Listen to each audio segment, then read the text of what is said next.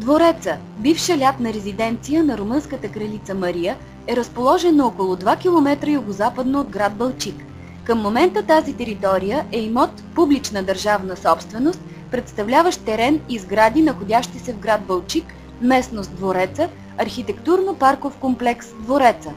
Съгласно кадастралния план на град Балчик, представлява урегулиран поземлен имот с площ 196 048 квадратни метра, ведно с построените в него сгради. Известно е, че в периода 1918-1940 година Южна Добруджа е владяна от Румъния. През 1921 година румънската кралица Мария посещава град Балчик. Тя открива красотите на това място, което назовава Тихото гнездо. Освен вилите за обитаване, се построяват и значителен брой спомагателни постройки, представляващи също архитектурни паметници и допълващи цялостния вид на двореца. Терена се разделя условно на две части, представляващи парк с декоративна растителност и стопанска част с овощни градини и лозови масиви. Паркът с многобройните подпорни зидове, каменни алеи, стълбички, мостчета и сводове, запазената и майсторски допълнена растителност, водопадът, кладенците, парковите елементи, каналите, чешмите създават заедно с градите един уникален ансамбъл – паметник на архитектурното и парково изкуство.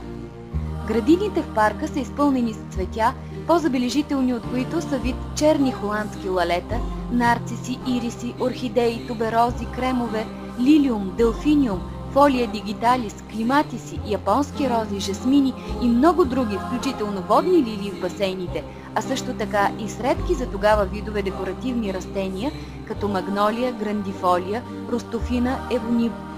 Включително водни лилии в басейните, а също така и с редки за тогава видове декоративни растения, като магнолия, грандифолия, рустофина, евонимус, японика и други. Така, благодарение на своите създатели, паркът на Двореца се превръща в едно творение – истински исторически парк, който отразява философското отношение към природата и хармонично съчетава естествената и изкуствена среда. За по-доброто поддържане на парка и за запазване на ценни видове растения, със своя заповед от 27.07.1955 г. министъра на културата създава в архитектурно-парков комплекс Двореца в град Балчик филиал на Ботаническата градина при Софийския университет.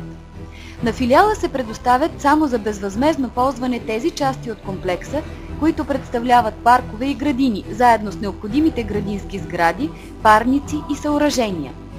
В замяна на това Софийския университет Свети Климент Охридски се задължава да поддържа парка в подходящ вид, какъвто е заварен към момента на създаване на филиала и едновременно да го използва за учебни и научни цели. Не са учредявани ограничени вещни права върху имота, който към този момент е собственост на румънската държава.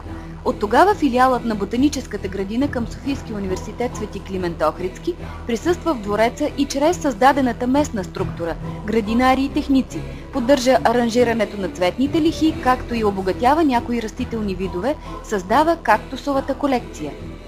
За съжаление, сегашното ръководство на Университетската ботаническа градина към Софийския университет Свети Климент Охридски подмени изцяло целта, с която е създаден филиала в Балчик. В последните години не се поддържа цялата територия на парка. Има цели участъци, които са занемарени. Обръща се внимание единствено на градината, където са кактусите и розариума, двете с площ не повече от 10 декара. На база на това се е развила значително плевелната и самонастанила се растителност. Не са подрязвани и оформени короните на дърветата. Наличието на над 30 вида вредители и заболявания, изсъхването на дървета и неподменянето им са доказателство за безотговорното отношение към растителността в парка. Паметник на културата. Няма обновяване дори на розариума и кактусовата колекция. Разчита се единствено на направеното преди години и стара слава. За сметка на това финансовите претенции нарастват неимоверно много за извършваната работа. Дори получените средства явно не се влагат в поддържането на парка, каквото е задължението, а се харчат безотчетно. На всички искания за отчет от Министерство на културата, каквото е задължението според споразумение номер 170 от 2002 година, Софийският университет не пожела да отговори.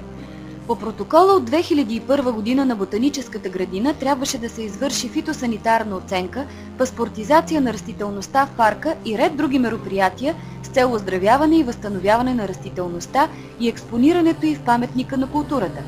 И до ден днешен това не е направено. Дори другата цел, с която е създадена научно-изследователска дейност и обучение на студенти, не се осъществява.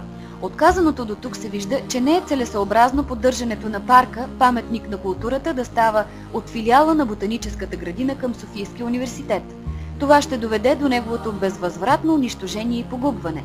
Поради тази причина и поради техни действия, с които системно нарушаваха споразумение номер 170 от 2002 година, същото бе прекратено и поддръжката на парка и градините бе поета от Държавния културен институт.